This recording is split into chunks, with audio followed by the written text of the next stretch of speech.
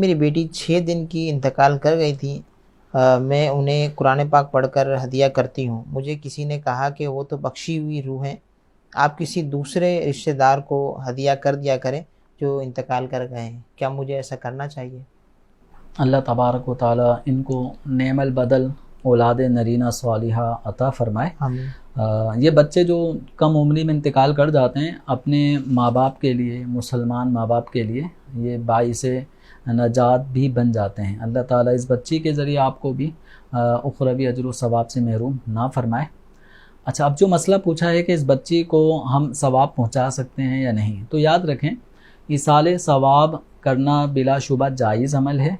احادیث کریمہ سے اس کا ثبوت ملتا ہے کہ ایک کا عمل دوسرے کو فائدہ پہنچائے، اور عقائد اہل سنت میں واضح طور پہ لکھا ہے کہ زندہ لوگوں کی مردہ لوگوں کے لیے دعا یا ان کے لیے ایصال کرنا یہ جائز ہے، اس سے مردے کو فائدہ پہنچتا ہے۔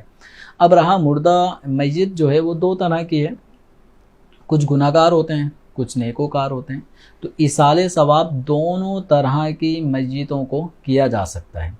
کیا اس ثواب کی توجہ نہیں گئی؟ جب ہم ایصال ثواب کی ابتدا کرتے ہیں تو سب سے پہلے ثواب بارگاہ رسالت صلی اللہ علیہ وسلم میں ہی پہنچاتے ہیں، جبکہ آپ صلی اللہ تعالی علیہ وسلم تو وہ ہستی ہیں کہ جن کے سبب اللہ تعالیٰ نے اگلوں کی اور پچھلوں کی بخشش فرمانی ہے۔